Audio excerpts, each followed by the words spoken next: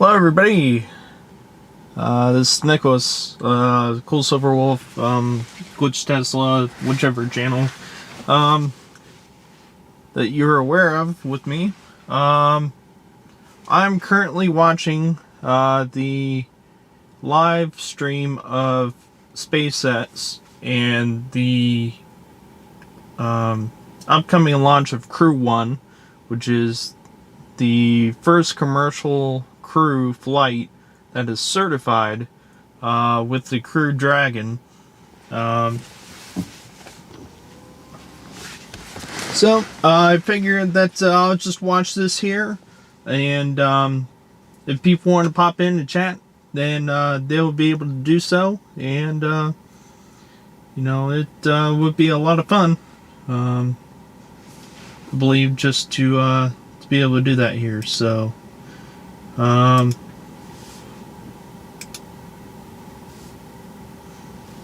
may have to adjust some things as the stream goes on, but we'll have to see how it goes.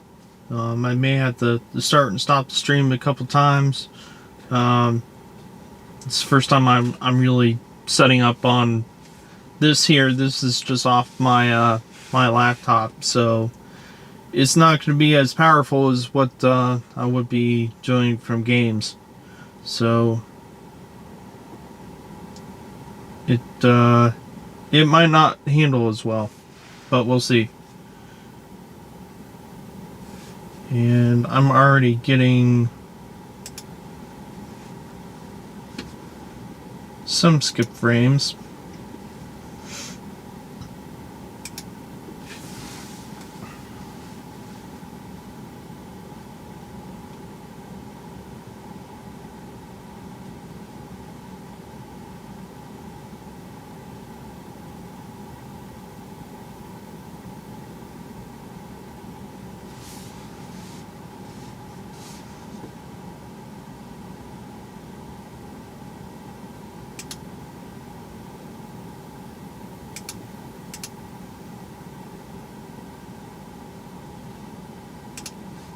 So just have to go through and see here. Like I said, this is a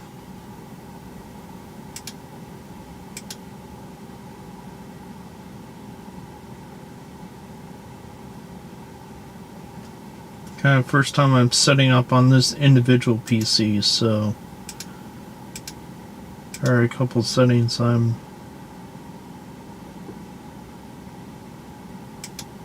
trying.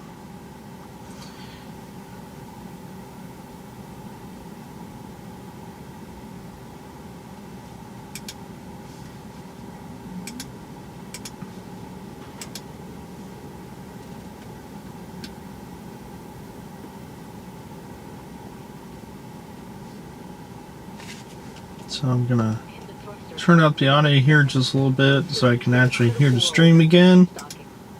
Mission Control Houston will be closely monitoring the crew's flight and checking off milestones for most of the journey. Lead NASA Flight Director of Crew-1, Anthony Varia, will lead flight controllers in Houston for launch, and they will all be coming back tomorrow for docking, where we join joint operations with SpaceX. So I'll send it back over to you, Marie at KSC. All right, thank you, Shaniqua. If you are just now joining us, you picked a great time as we are now at T-minus 8 minutes and 22 seconds until launch.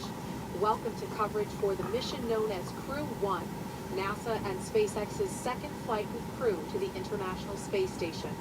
Liftoff time is still holding for 7:27 p.m. Eastern Time, instantaneous launch window, and we are tracking no issues currently with Falcon 9 or Crew Dragon. The range is green and weather is cooperating so far. Last check, it was 50% go.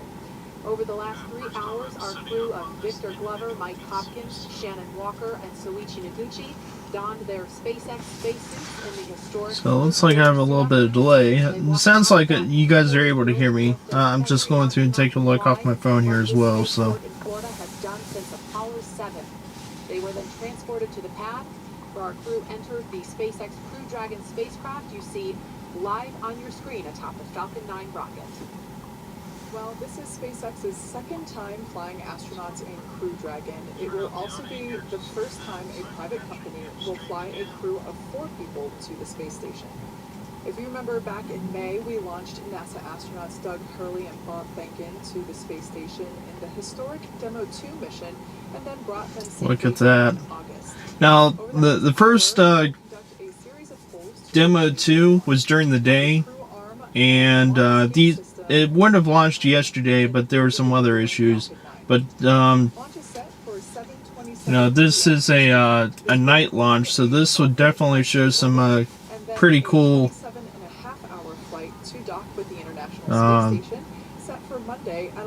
it'll look pretty cool as this goes up and launches. On T-1 hour in about 6 minutes, and I know when we were listening to Daryl talk to Bob and Doug, Doug talked about how there's not a lot of time to think about your emotions. You're focused on the operation and your procedures. Yeah, your emotions are kind of in you at this point, and you're just trying to make sure you're as best prepared for. Looks like I have a little bit of delay. It sounds like you guys are able to hear me. I'm just going to take a look off my phone here as well. Contracted with SpaceX as part of the agency's commercial crew program. The success of the Demo 2 mission allowed for NASA to. I may end up switching audio. I have 2 different mic setups. One is right now off this lav mic that's right here plugged beside me. I also have one directly off the main camera that might do a little bit better. I'm not sure, but we'll see. We have been hearing a little bit from crew on board Dragon Resilience, currently strapped into their seats, and they've already gone through all of their communication and suit leak checks. Now, they are able to follow along with all of the action still ahead on the displays that are just above them. There are a couple of touchscreen displays, and that allows them to get insight into all of the Dragon and Falcon 9 systems as we proceed down towards launch. So we're currently at T-1 hour and 5 minutes. Let's check in with John Innsbrucker for another status update on both vehicles. How's it going there, John? Yeah, just a heads up. T-1 hour, 5 minutes. Is on team to clear the VDA.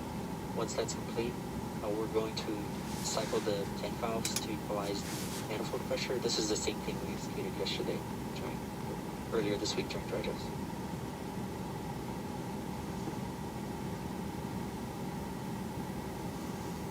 Okay, we copy that, and Jay, your call's coming in a little bit soft, and we're losing you kind of at the end of it. Copy all on that call, and I'll let you know when we're ready for that tank valve cycling. Okay, copies, and that was much better, thank you. Okay, we've just heard a little bit of the dialogue between the crew inside the Dragon Capsule Resilience and the SpaceX Dragon team. Looks like they're going to be cycling a little bit of pressure, giving the crew a heads up. You probably hear some of that noise. Now, as I've mentioned, we're T-1 hour and 4 minutes, counting down. Good news is, as you heard a few minutes ago, we've resolved a couple of issues we were working earlier in the count. And while the pace was busy before, now it's going to begin to pick up again. Falcon 9 is into its checkouts of first and second stage propulsion systems and engines. That's in preparation for propellant loading. We're going to hear polls between T-47, T-45 minutes on readiness for propellant loading and then on to launch. And then at T-35 minutes, propellant loading will begin. Now on Dragon, we've done our checkout. Everything is looking good. The astronauts are currently inside Dragon. Hatch is closed, and the leak check is successfully complete. The SpaceX folks have left the access area, and I believe are now clear of the blast area. So we'll have 2 major events coming up on Dragon. Between T-45 and T-42 minutes, we're going to see that crew access arm currently alongside Dragon. That's going to retract away from the capsule. Then we'll follow that pretty much immediately by arming of the Dragon launch escape system. That needs to be armed prior to loading propellant onto the Falcon 9.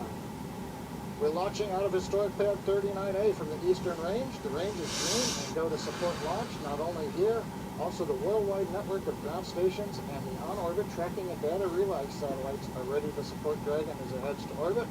And the good news, weather continues to be acceptable both at ground level and the upper Dre altitude. and SpaceX, we are cycling the orbit tank isolation valves to equalize pressure. Call out the core. Recycling the valves to equalize pressure. As a reminder, we have an instantaneous launch window today at 27 minutes, 17 seconds after the hour. So once we get into propellant loading, there's no opportunity to change the T0. Once we get into propellant loading, and actually right now, we're committed. We can't slow down or add some more margin time. We've got to finish up the last 62 minutes. But They got it. They only got one shot, so they can't do it today. They'll have to reschedule. Great to hear, John. Sounds like everything is going back to normal, is that right? We've got an extensive history now of flying Falcon 9 from the Florida coast, and earlier this year we completed a test run of the mission that we're just an hour away from beginning here today. And the purpose of that mission was to demonstrate Dragon's capability to safely and reliably fly humans to and from the International Space Station. The success of Demo 2 was a truly exciting moment and paved the way for today's mission. Dragon SpaceX valve cycling is complete. Dragon copy. And good words from Cord to the crew. But that mission paved the way for where we are today, sending this full crew for a long-duration expedition aboard the International Space Station. Dragon and Falcon 9 together have years of operational experience, or what we refer to as flight heritage. As Leah mentioned earlier, SpaceX has successfully completed 23 flights of Dragon to and from orbit since 2010, including 22 trips to the International Space Station. Not only have we conducted thousands of hours of testing, we've also enhanced and added a number of safety features to Dragon. Much of what was learned with Cargo Dragon was leveraged in the design of this vehicle. It's fully autonomous, which means it can basically fly itself, but also features full manual. It could fly itself, just like Tesla cars can mostly drive themselves with supervision, but it's not fully autonomous yet. Towards SpaceX's goal of reusability and less refurbishment time between missions. So let's take a closer look at some of these advancements. Standing at almost 27 feet tall from bottom of the trunk to top of the nose cone, Crew Dragon is composed of two main Dragon elements. SpaceX, just passing T-minus 1 hour. Your go for section 6. When ready, report go for launch. Dragon copy. Section 6 is in work. Minus 1 hour, we're getting there. But the capsule that the crew is flying on today is designed to hold crew and pressurized cargo, and it also has an unpressurized section known as the trunk. The nose cone at the top of the capsule protects the docking system and also the guidance navigation control system, or what we call GNC. The nose cone opens for docking and remains attached to the Crew Dragon spacecraft, unlike the previous version of Dragon, and that helps towards our reusability efforts. Opposite the nose cone is the trunk. It provides attachment points for Falcon 9, the Dragon capsule, and cargo. On the outside, one half of the trunk contains a radiator that rejects heat from the active thermal control system to space using SpaceX's new picotiling technology. The other half contains solar cells used to charge the spacecraft's batteries. The spacecraft is designed to accommodate up to 7 crew members with modular seats that can be removed and replaced by additional cargo.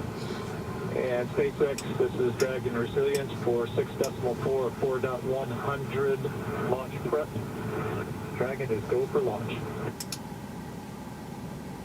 Copy, go for launch. Yeah, we're looking good on weather, and you can Awesome. expect the next call to be the C brief at T-minus 45. And very exciting. Copy, go. Very exciting. We just got confirmation that Dragon is go for launch. The next call coming up will be from the launch director. So exciting that we are on target for T0 today. Back to what we were talking about, the seats are made of carbon fiber and will be custom sized for any crew members flying on board. That control panel is centered between the pilot and the commander's seats. You can see it a little bit here on the right side of your screen. That consists of 3 touchscreen displays, allowing the crew to operate the vehicle and fly it manually. And finally, our Super Draco launch escape system is a key safety feature of Crew Dragon, giving the crew the ability to safely escape Now with all the way to orbit. demo 2, there was only Bob and Doug that was on that launch. They only used 2 of the 4 seats, of course. There's 4 seats up front, so you only see 3 of the 4 that's available in the view. But there's also ability to launch up to another 3 people, up to 7, with Crew Dragon. So it's pretty cool. Awesome countdown so far. Weather is still looking good. We just countdown. The technical team has been pulled and is ready to proceed into the propellant load. Thank you. Prop load, that's good. Not only is weather good, but sounds like we're proceeding into propellant load. So we're at T-minus 56 minutes and 37 seconds, and we're just getting closer and closer to that T0. So exciting. Yeah, absolutely. We've had a great countdown today. Of course, a few things we didn't expect, but nonetheless, everything's continuing on schedule. So starting with suit up, just over 3 hours ago, the SpaceX team helped the crew put on their suits and conduct initial checkouts before crew walkout. Crew walkout was where Victor Glover, Mike Hawkins, Shannon Walker, and Soichi Noguchi gave final goodbyes with friends and family gathered outside the operations and checkout building before they began that roughly 20-minute ride to pad 39A. And what a cool ride that was. What you're seeing on your screen is them getting into their vehicles, waving goodbye. We got some great footage of those Teslas heading down the NASA causeway before the crew arrived at the pad. And once they got to the pad, they took a minute to take in the sights. So you can see on your screen, they took some pictures, and then they headed up into the fixed service structure to begin a process known as crew ingress, where the astronauts entered the vehicle and the SpaceX team performed a series of checks to ensure their suits, the seats, and the vehicle interactions were all functioning properly. And about As 15. a reminder, step 55.72 is open for propellant load, go, no-go, bias. That's the team continuing to discuss the go, no-go for propellant load. But about 15 minutes ago, the team closed Dragon's hatch with the crew safely inside. So with about 55 minutes to go until Dragon starts breathing fire, things will pick up as we get close to that go, no-go to begin propellant loading and arming the launch escape system. The crew will pull for readiness, which was completed just about 5 minutes ago. And the Dragon pull for prop loading was just called out not too long ago. Next up at T-minus 45 minutes will be an internal mission control Hawthorne pull, and then the launch director's pull for propellant loading. When we get to about T-minus 40 minutes, the crew access arm will retract, and the crew will get the call to close their visors and arm the launch escape system. This is the automated system in place that can fire the 8 Super Draco thrusters on Dragon to quickly separate the crew from the rocket, either on the pad or during the flight on the ride uphill. And then once we reach about T-minus 35 minutes, propellant loading for Falcon 9 will begin. We've heard some chatter about whether they're go, no-go, continuing those polls. And throughout the countdown, we've been getting some pretty incredible views of the astronauts inside Dragon, making their final preparations, as well as some close-up views of the suits. The teams have often described those suits as an extension of the Dragon spacecraft. It's almost a mini spacecraft inside a spacecraft. They're all custom fitted, just as we were discussing earlier. And I think it's very interesting as well, their seats are custom fitted too. So nobody gets to really choose where they sit today. It's already been decided. And with that, we want to hear a little That's bit pretty more funny. from the For this place. And go ahead for displays. I just wanted to check. We did notice that on the left side of the display, it looks like possibly one of the iPads, one of the tablets is still in there. Is there when are you planning on bringing that down? And we were going to get that right prior to the LES Army. Copy all. That's the core speaking with Dragon. The crew also has some tablets they can use to monitor the milestones of the mission. But for right now, we want to hear a little bit more from the KSC side. So, Daryl. Yeah, thank you very much. Back here at the Kennedy interview desk, and we talk a lot about the astronauts, what they're doing, and the preparation for good reason, but they have a lot of work to do. They're going to be doing some science, and joining me now is Dr. Lucy Lowe from the National Institutes of Health with one of the hundreds of experiments that our astronauts are going to be working on. And so one of them, the big one that you're working on and studying, is called tissue chips. So, Lucy, what exactly is a tissue chip? So, yeah, great question, Daryl, and thanks very much. Great to be here this evening. So, a tissue chip, this is an example of a tissue chip. It's a tiny bioengineered device that contains human cells, and it's designed so that it mimics the structure and function of human cells and organs in this tiny little device. And so the idea is that we can use these to understand human physiology, we can use them to model diseases, and we can even use them to test drugs and therapeutics in human systems before they go into humans, for example, in clinical trials. So really, they're just models that we can use to model disease and then test therapeutics for safety and efficiency. Taking actual tissue that's been genetically engineered, right, and to see how Not it necessarily, no. So Some there's of it's lots real. of different ways that you can put cells on these chips. You can buy them, but you can also use stem cell technologies to actually create cells from all kinds of different organs and tissues: heart, liver, lungs, skin, brain, bone. Lots and lots of different kinds of tissues can be created from stem cells, and they can be put onto these tissue chips, and then you can model diseases and all sorts on a little chip like this. Fascinating. We're looking at some video at the Strange, of one but- of these tissue chips being put together. Exactly. Explain Interesting. what we're seeing. So what you're seeing there is one of our kidney chips that the Tissue Chips in Space program from the National Institutes of Health and the ISS National Lab has been funding.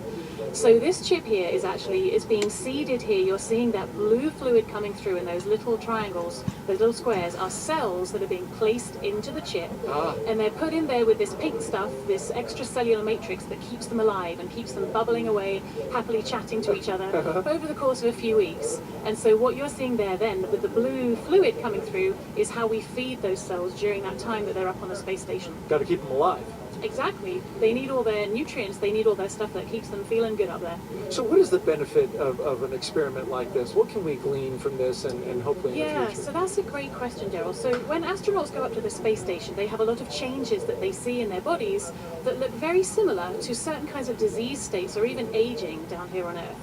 So when we put cells onto tissue chips and we send them to the space station, we're able to see the same kinds of changes that might happen to the astronauts, but on a very, very short time scale.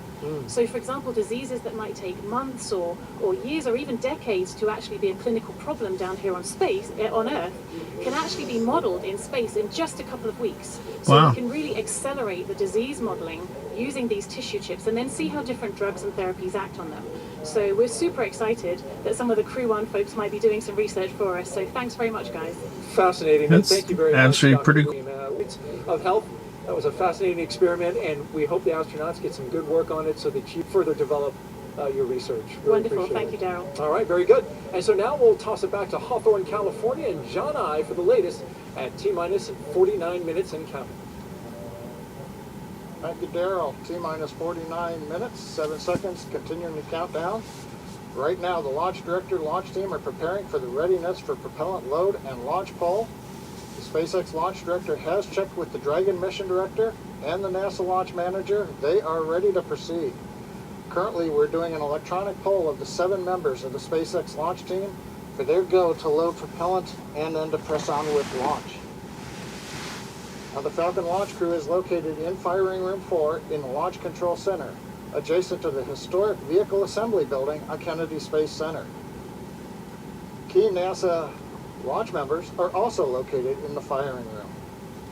Now, what we're waiting for right now is we expected about T-minus 47 minutes to hear the results of the poll. While we're waiting to hear that, a couple other status items. The crew is currently on board, and the crew access arm is about to be retracted. You can see the access arm currently in the pre-launch position alongside the Dragon capsule. We'll rotate that out of the way, then we'll arm the launch escape system on Dragon before we go into loading propellant on the Falcon 9. We're launching out of pad 39A, heading northeast. out of the eastern range. The range continues to be go for launch.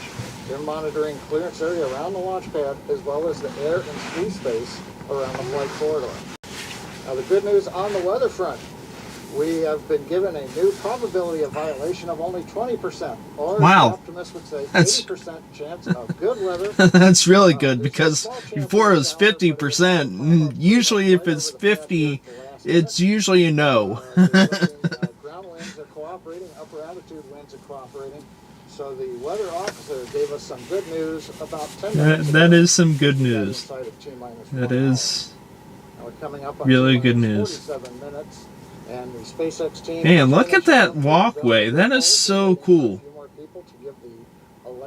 That is really cool to see how they've redesigned this pad and this launch of 39A. Which will include propellant loading at T-minus 35 minutes. So let's listen in for a moment to the countdown net.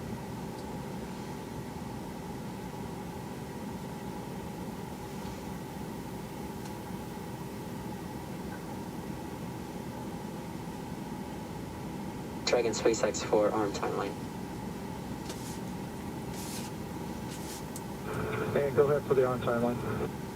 Yeah, we were just talking here about the tablet and how much time you'll have to put it away. Essentially, as soon as the T-minus 45-minute brief occurs, we're going to begin retracting the arm, and we'd like to be ready to arm the launch escape system immediately, as soon as that's complete. Put away your iPad! And Dragon copies, we will go ahead and take care of that now.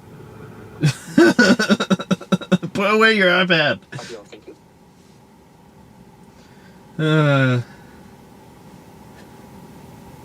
Heard a little bit of dialogue there between Core and the Dragon crew, looking at a computer notebook that they're getting ready to put away, letting the crew know what the timeline would be once we finish the go-no-go poll and we give the instructions to the launch team at T-minus 45.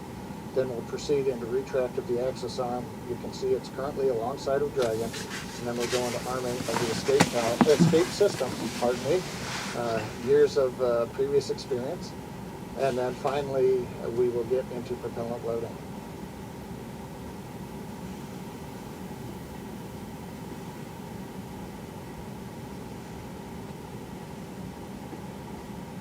Right now they're getting just the last thumbs up.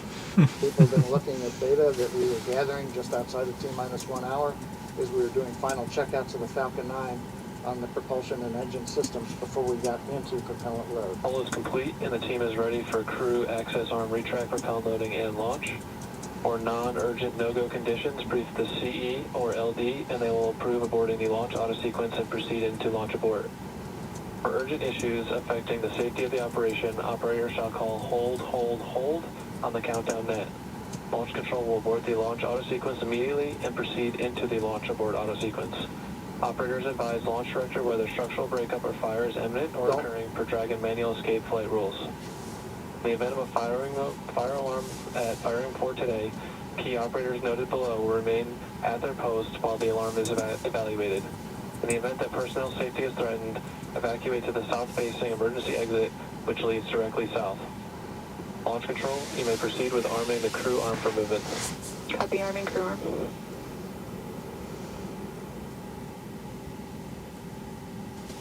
And there you've heard it, just inside 44 minutes, SpaceX launch director has announced polls are complete. We're go to head into propellant load. The Dragon team is going to begin retract of the crew access arm. So Kate, with that, everything continuing to look good. We're right on time in the countdown. Thanks for that, John I. And it looks like the crew access arm has already begun to retract away. Just a beautiful sight. There we go. So this is one of the last major visual milestones that we That's have a really before cool, launch. really cool So the crew walkway. access arm, It really is. now moving away, and we are T-minus 43 minutes and 15 seconds from launch. We're standing by as we wait for completion of the crew access retract. Shortly thereafter, we should hear the call out that the launch escape system is armed. And after that, we will hear that F9 prop loading has begun. And now, earlier this evening, we saw NASA astronauts Victor Glover, Mike Hopkins, Shannon Walker at JAXA astronaut Felicia Noguchi suit up. That was about 3 hours ago. They made the drive out to Launch Complex 39A. Ingressed Crew Dragon about 2 hours ago, and the spacecraft hatch was closed a second time and then they had a successful leak check. And again, we've just seen the crew access arm retract, and what we heard a few moments ago was that once this process is complete, they are going to go ahead and arm the launch escape system immediately. Which is good, because you don't want to have propellant being loaded on this thing without being able to get out of there. So then we'll explain a little bit more about this launch escape system, what it is, why it's armed at this point, and why it's so significant. here we go.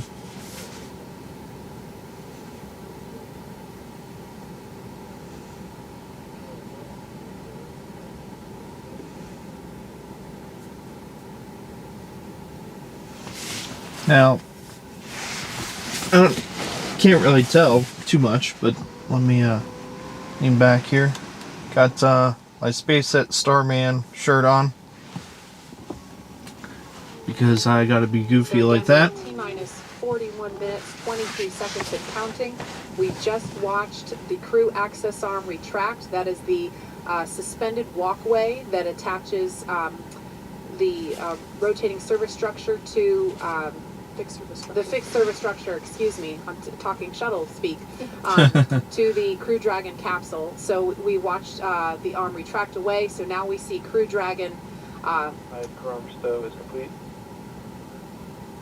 And we heard confirmation that crew arm movement Dragon is complete. SpaceX, with that call, you are go for Section 7, closed visors and arm launch escape system. Hey, Captain, copy, moving to Section 7. So they are confirmation from Wow. Core telling crew that they Look how are far about to off move on. the You hear us mention vehicle that we assembly have building 6, is in the 7, actual simply, pad. making sure that everyone's on the same page in terms of which procedure we are now working toward. So that was just the Core, who is the person that Wow. is essentially the They got a projector on the side of the building. the crew inside. That building's been around since the Apollo days. That's amazing And they were how well that Commander building's held up. Well, Hopkins, thank you. I mean, Commander Mike Hopkins informed all these that buildings, that I they are mean, now just- closing their visors and now commanding the launch escape system to be armed. they've been redone The launch and escape system is reconditioned basically quite a bit the over the years, but safety in the event of an anomaly. you know, quite simply. it's If we were to have an abort scenario here on the pad, we have demonstrated it's just the awesome. efficiency and success of that system, having done a pad abort test. Previously, we did a launch escape system test mid-flight earlier, I believe it was January of this year. And so basically this is a system that could return. Verified armed.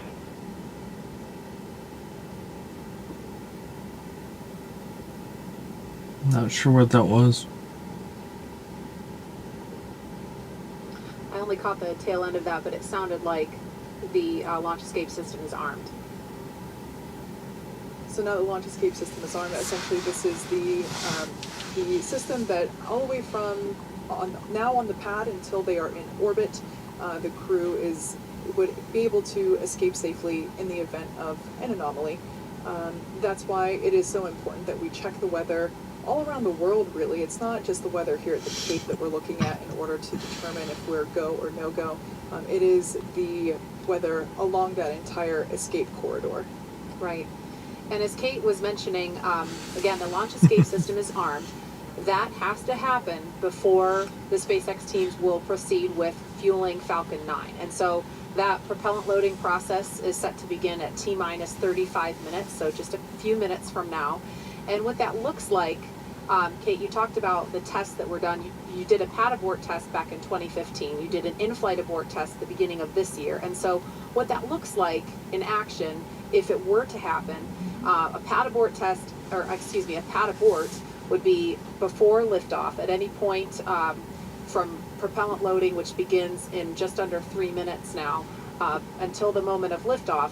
if something were to go wrong and the crew were in danger,